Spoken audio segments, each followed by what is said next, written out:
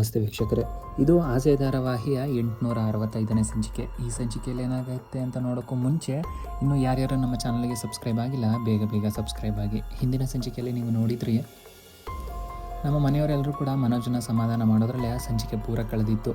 ಈ ಸಂಚಿಕೆಯಲ್ಲಿ ಏನಾಗುತ್ತೆ ಅಂತ ನೋಡೋದಾದರೆ, ನಮ್ಮ ಮೀನಾ ಹಾಗೆ ಸೂರ್ಯನ ಮಧ್ಯ ಒಂದಷ್ಟು ರೊಮ್ಯಾಂಟಿಕ್ ಮಾತುಗಳು ನಡೀತಾ ಇರುತ್ತೆ. ಹೇಗೆ ಅಂದರೆ, ಸೂರ್ಯ ಮೀನನಿಗೆ ಎಕ್ಸ್ಪ್ಲೈನ್ ಮಾಡ್ತಿರ್ತಾನೆ ಹೇಗೆ ಹೆಣ್ಣು ಸ್ಟ್ರಾಂಗ್ ಇರ್ತಾಳೆ ಒಂದು ಸಂಸಾರದಲ್ಲಿ ಅಂತ. ಹಾಗೆ ಅದ್ರ ಜೊತೆಗೆ ಮದುವೆ ಆಗಬೇಕಾದ್ರೆ ಹೇಗೆ ಅವರ ಕೈಯಲ್ಲಿರುವಂತಹ 5 ಬೆರಳುಗಳು ಏನನ್ನು ರೆಪ್ರೆಸೆಂಟ್ ಮಾಡ್ತಿರುತ್ತೆ, ಹಾಗೆ ಪ್ರತಿಯೊಂದು ಬೆರಳಿಂದ ಏನನ್ನು ಅವರು ಅರ್ಥ ಮಾಡ್ಕೊತಾರೆ ಅನ್ನೋದನ್ನು ಎಕ್ಸ್ಪ್ಲೈನ್ ಮಾಡ್ತಾ ಹೋಗ್ತಾನೆ. ಹಾಗೆ ಮೊದಲನೇ ಬೆರಳು ಹೆಬ್ಬೆರಳು, ಹಾಗೆ ತೋರು ಬೆರಳು, ಮಧ್ಯದ ಬೆರಳು, ಉಂಗುರದ ಬೆರಳು ಮತ್ತು ಕಿರು ಬೆರಳು, ಈ ಥರ ಎಲ್ಲ ಬೆರಳುಗಳನ್ನ ಎಕ್ಸ್ಪ್ಲೇನ್ ಮಾಡ್ತಾ ಇರ್ತಾನೆ.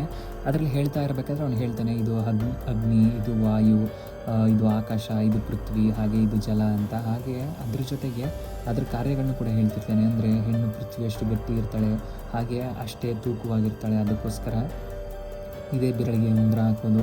ಹಾಗೆ ಈ ಜಲ ಅಂದರೆ ಏನು ಅಂದರೆ ಕಿರು ಬೆರಳು, ಇದು ಏನನ್ನು ರೆಪ್ರೆಸೆಂಟ್ ಮಾಡುತ್ತೆ ಅಂದರೆ ಇದು ನೀರನ್ನು ರೆಪ್ರೆಸೆಂಟ್ ಮಾಡುತ್ತೆ. ಹಾಗೆ ಹೆಣ್ಣು ಮನೆಯಲ್ಲಿ ಎಲ್ಲ ರೀತಿಯಿಂದನೂ ಒಂಥರ ನೀರು ಥರ ಓಡಾಡ್ಕೊಂಡಿರ್ತಾಳೆ, ಅದೇ ಅವಳ ಕೆಲಸ ಆಗಿರುತ್ತೆ.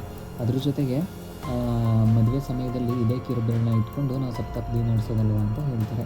ಹಾಗೆ ಇದನ್ನು ಮೀನಾ ಕೇಳ್ತಾ ಅವಳು ಕೂಡ ಖುಷಿ ಆಗ್ತಾಳೆ. ಹಾಗೆ ಮಾತಾಡ್ತಾ ಏನಾಗುತ್ತೆ, ಮಧ್ಯದಲ್ಲಿ ನಮ್ಮ ಮೀನಾ ಕೇಳ್ತಾಳೆ ಸೂರ್ಯನಿಗೆ, ಹಾಗಿದ್ರೆ ಹೆಣ್ಣು ಯಾವಾಗ ಪವರ್ಫುಲ್ ಆಗ್ತಾಳೆ ಅಂತ. ಈ ಥರದ ಪ್ರಶ್ನೆ ಸೂರ್ಯನಿಗೆ ಯಾವಾಗಲೂ ಒಂದು ಸಲನೂ ಬಂದಿರಲ್ಲ. ಸೊ ಹಾಗಾಗಿ ಅವನೇನು ಮಾಡ್ತಾನೆ, ಯೋಚನೆ ಮಾಡೋಕ್ಕೆ ಶುರು ಮಾಡ್ತಾನೆ. ಹೆಣ್ಣು ಯಾವಾಗ ಪವರ್ಫುಲ್ ಆಗ್ತಾಳೆ ಅಂತ ಫುಲ್ ಕಂಪ್ಲೀಟಾಗಿ ಯೋಚನೆ ಮಾಡ್ತಾ ಹಾಸಿಗೆ ಮೇಲೆ ನಿಂತ್ಕೊಂಡಿದ್ದವರು ಹಾಗೆ ಕೆಳದು ಕೂತ್ಕೊಂಡು ಯೋಚನೆ ಮಾಡೋಕ್ಕೆ ಶುರು ಮಾಡ್ತಾರೆ.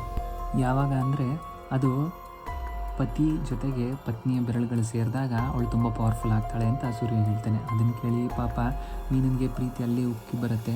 ಅದಾದಮೇಲೆ ಇಬ್ಬರು ಮಾತಾಡ್ತಾ ತುಂಬ ವಿಷಯಗಳನ್ನ ಎಕ್ಸ್ಚೇಂಜ್ ಮಾಡ್ಕೊತಿರ್ತಾರೆ. ಅದರಲ್ಲಿ ಸೂರ್ಯ ಕೂಡ ಒಂದಷ್ಟು ಮಾತುಗಳನ್ನ ಹೇಳ್ತಾನೆ. ನೀನು ಯಾವಾಗಲೂ ಸುಳ್ಳು ಹೇಳಬಾರ್ದು, ಸತ್ಯನೇ ಹೇಳಬೇಕು, ಯಾವಾಗಲೂ ಮುಚ್ಚಿಟ್ಕೊಬಾರ್ದು, ಮನೆಯವರಿಗೆಲ್ಲ ಎದುರುಕೊಂಡು ನೀನು ಸತ್ಯನೇ ಹೇಳಿಬಿಟ್ರೆ ಯಾವುದು ಇದಾಗಲ್ಲ ಅಂತ.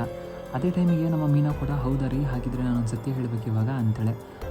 ಸೂರ್ಯ ಹೇಳ್ತಾನೆ, ಸರಿ ಆಯ್ತು ಹೇಳು ಅಂತಂದಿದ ತಕ್ಷಣವೇ ಮೀನಾ ಹೇಳ್ತಾಳೆ, ರೋಹಿಣಿಯವ್ರು ಬಂದಿದ್ರು ಅಂತ. ಅದನ್ನು ಕೇಳಿ ಸೂರ್ಯನಿಗೆ ಶಾಕ್ ಆಗುತ್ತೆ. ಹೌದಾ, ಮನೆಗೆ ಬಂದಾಗ ಸಕ್ಕರೆ ಬಿಟ್ಬಿಟ್ಲ ಸುಮ್ಮನೆ ಹೆಂಗಿದ್ರೆ ಒಳಗೆ ಬರೋಕ್ಕೆ ಅಂತ ನಮ್ಮ ಸೂರ್ಯ ಕೇಳ್ತಾನೆ. ಆವಾಗ ಮೀನಾ ಹೇಳ್ತಾಳೆ, ಇಲ್ಲ ಇಲ್ಲಿಗೆ ಬಂದಿರಲಿಲ್ಲ, ನಮ್ಮ ಶ್ರುತಿ ಇದ್ದಾರಲ್ಲ ಅವ್ರದ್ದು ರೆಸ್ಟೋರೆಂಟಿಗೆ ಬಂದಿದ್ರು ಅಂತ. ಆವಾಗ ಸೂರ್ಯ ಕೇಳ್ತಾನೆ, ಏನಕ್ಕಂತೆ ಅಂತ. ಮೀನಾ ಹೇಳ್ತಾರೆ, ಅದೇ ನಿಮ್ಮ ಅಣ್ಣನ ಜೊತೆಗೆ ಮತ್ತೆ ಸಂಸಾರ ಶುರು ಮಾಡಬೇಕು, ಅದಕ್ಕೆ ಹೆಲ್ಪ್ ಮಾಡೋಕ್ಕೆ ನೀವೆಲ್ಲ ಸಹಾಯ ಮಾಡಬೇಕು ಅಂತ. ಅದಕ್ಕೆ ಸೂರ್ಯ ಅಂತಾನೆ, ನೀವೇನಂದ್ರಿ ಅಂತ. ಅದಕ್ಕೆ ಮೀನಾ ಹೇಳ್ತಾಳೆ, ಇಲ್ಲ ರೀ ಆಗಲ್ಲ ಅಂತ ಹೇಳಿಬಿಟ್ಟೆ, ಯಾಕೆ ಸುಮ್ಮನೆ ಅದೆಲ್ಲ ಹಿಂಸೆ ಅಂತ. ಆವಾಗ ಸೂರ್ಯ ಸಡನ್ನಾಗಿ ಅಂತಾನೆ, ಇಲ್ಲ ಮತ್ತೆ ಏನಾದರೂ ಒಪ್ಪಿಸಿ ಕರ್ಕೊಂಬರ್ತೀನಿ ಅಂತ ಏನಾದರೂ ಅಂತಾರೆ, ನಾವು ದೂರ ಆಗ್ಬಿಡ್ತಿದ್ವಿ ಅಂತ ಹೇಳೋಕ್ಕೆ ಅಂತ ಬರ್ತಾನೆ. ಅದೇ ಸಮಯಕ್ಕೆ ಮೀನಾ ಏನು ಮಾಡ್ತಾಳೆ, ಬಾಯಿ ಮುಚ್ಕೊಂಡ್ಬಿಡ್ತಾಳೆ.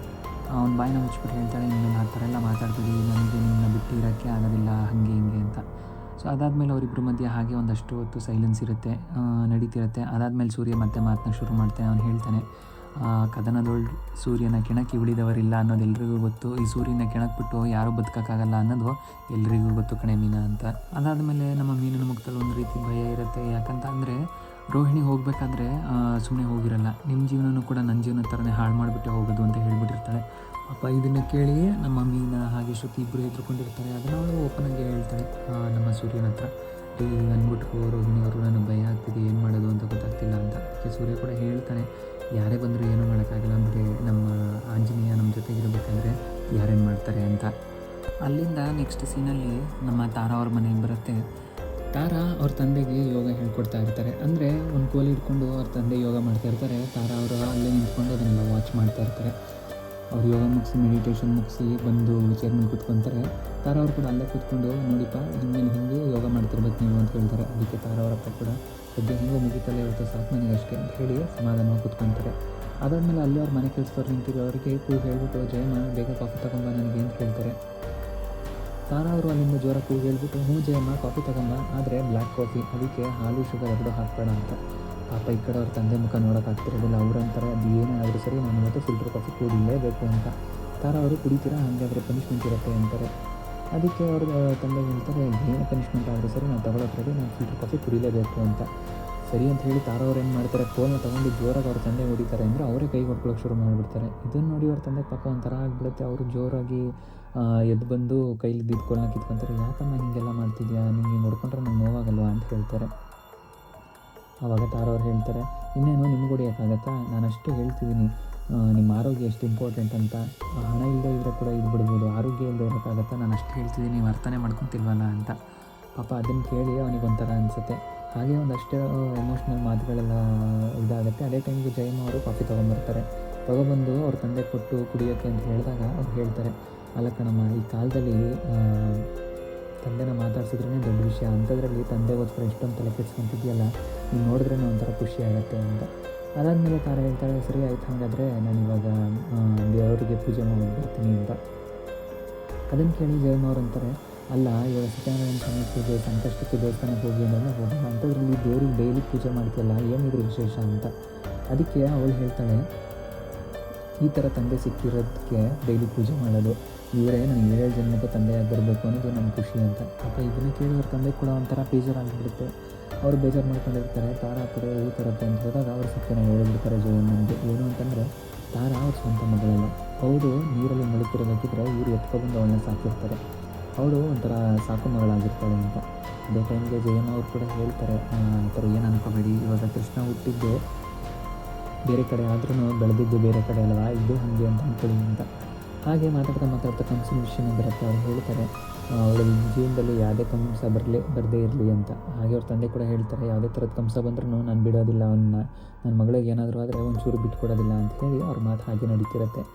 ಹಾಗೆ ತಾರಾ ಒಂದು ಕಡೆ ಪೂಜೆಗೆ ಅಂತ ಕೂತಿರಬೇಕಿದ್ರೆ ಇನ್ನೊಂದು ಕಡೆ ನಮ್ಮ ಮೀನಾ ಬರ್ತಾಳೆ. ಮೀನಾ ಹೇಗೆ ಬಂದಿರ್ತಾಳೆ ಅಲ್ಲಿಗೆ ಅಂದರೆ, ಮೀನನ ತಮ್ಮ ಮಂಜ ತಾರಾ ಅವರ ತಂದೆ ಆಫೀಸಲ್ಲೇ ಕೆಲಸ ಮಾಡ್ತಿರೋದು, ಹಾಗಾಗಿ ಅವ್ರ ಆಫೀಸಲ್ಲಿ ಏನೋ ಡೆಕೋರೇಷನ್ ಇರುತ್ತೆ ಅಂತ ಹೇಳಿ ಮಂಜ ಅವ್ರ ಅಕ್ಕಗೆ ಹೇಳಿರ್ತಾನೆ. ಹಾಗಾಗಿ ಮೀನಾ ಬಂದಿರ್ತಾಳೆ. ಒಂದು ಡೆಕೋರೇಷನ್ ಬಗ್ಗೆ ಮಾತಾಡ್ತಿರ್ಬೇಕಿದ್ರೆ ಅವ್ರ ತಂದೆ ಹೇಳ್ತಾರೆ, ಇರಮ್ಮ ಒಂದು ನಿಮಿಷ, ಆಫೀಸ್ ಓನರ್ನೇ ಕರೆದು ಬರ್ತೀನಿ, ಅವ್ರ ಜೊತೆಗೆ ಮಾತಾಡು ಅಂತ. ಅವ್ರು ತಾರಾ ಅಂತ ಕೂಗ್ತಾರೆ. ಈ ಕಡೆ ಮೀನಿನ ಮುಖ ನೋಡೋಕ್ಕಾಗ್ತಿರಲ್ಲ, ಬೈದಲ್ಲಿ ಹೆದರ್ಕೊಂಡು ಕೂತಿರ್ತಾಳೆ. ಅದೇ ಟೈಮ್ಗೆ ಜಯಮ್ಮ ಅವ್ರು ಹೇಳ್ತಾರೆ, ಅವರು ಇದು ಮಾಡ್ತಿದ್ದಾರಲ್ಲ, ಅವ್ರು ಬರಲ್ಲ ಹಾಗೆಲ್ಲ, ಪೂಜೆ ಮಾಡ್ತಿರ್ಬೇಕಾದ್ರೆ ಏನಕ್ಕೆ ಕರಿತೀರಾ ಅಂತ. ಪಾಪ ಅದನ್ನು ಕೇಳಿ ಅವ್ರ ತಂದೆಗೆ ಅನ್ಸುತ್ತೆ, ಹೌದಲ್ಲ ಅವ್ರು ಬರೋದಿಲ್ಲ, ನೀವು ಡೆಕೋರೇಷನ್ ಮಾಡಿ, ನಾನು ಅದಾದಮೇಲೆ ಅವ್ರಿಗೆ ಹೇಳ್ತೀನಿ ಅಂತ. ಸರಿ ಅಂತ ಹೇಳಿ ನಮ್ಮ ಮೀನ ಈ ಕಡೆ ಗೆದ್ದೋಗ್ತಾಳೆ. ತಾರಾ ಆ ಕಡೆಯಿಂದ ಬರ್ತಾರೆ, ದೇವ್ರ ಪೂಜೆ ಮುಗಿಸ್ಕೊಂಡು, ಏನಪ್ಪ ಕೂಗ್ತಿದ್ರಲ್ಲ ಅಂತ ಕೇಳ್ತಾರೆ. ಇಲ್ಲ, ಡೆಕೋರೇಷನ್ ಅವ್ರು ಬಂದಿದ್ದರು, ಅದಕ್ಕೆ ಕರೆದೆ ಕಣಮ್ಮ ಅಂತ. ಹೌದಾ, ಯಾರು ಡೆಕೋರೇಷನ್ ಅವರು ಅಂತಂದಾಗ ಅವ್ರು ಹೇಳ್ತಾರೆ, ಹೀಗೆ ಮಂಜ ಇದನ್ನಲ್ಲ ಅವ್ರ ಅಕ್ಕನೇ ಅಂತ. ಅದಕ್ಕೆ ತಾರಾ ಅವ್ರು ಹೇಳ್ತಾರೆ, ಯಾಕೋ ನನಗೆ ಮಂಜನ ಕೊಂಡ್ರೆ ಒಂಥರ ಅಪ್ಪ ಅಂತ. ಆವಾಗ ಅವ್ರ ತಂದೆ ಹೇಳ್ತಾರೆ, ಯಾಕಮ್ಮ ಏನಾಯಿತು ಅಂತಂದಾಗ, ಊಟ ತಿನ್ಕೊಂಡು ಮಾತಾಡೋಣ, ನನಗೆ ಹೊಟ್ಟೆ ಹಸಿವಾಗ್ತದೆ ಅಂತ ಹೇಳ್ತಾರೆ. ಅದಾದಮೇಲೆ ಅವರ ಊಟ ತಿಂಡಿ ಶುರುವಾಗುತ್ತೆ. ಏನಾಗುತ್ತೆ ಅಂತ ಹೇಳಿ ನಾನು ನಿಮಗೆ ನಾಳಿನ ಸಂಚಿಕೆಯಲ್ಲಿ ತಿಳಿಸ್ಕೊಡ್ತೀನಿ. ಅದಕ್ಕೂ ಮುಂಚೆ ಇನ್ನೂ ಯಾರ್ಯಾರು ನನ್ನ ಚಾನಲ್ಗೆ ಸಬ್ಸ್ಕ್ರೈಬ್ ಆಗಿಲ್ಲ, ಬೇಗ ಸಬ್ಸ್ಕ್ರೈಬ್ ಆಗಿ. ಧನ್ಯವಾದಗಳು. ಶುಭ ದಿನ.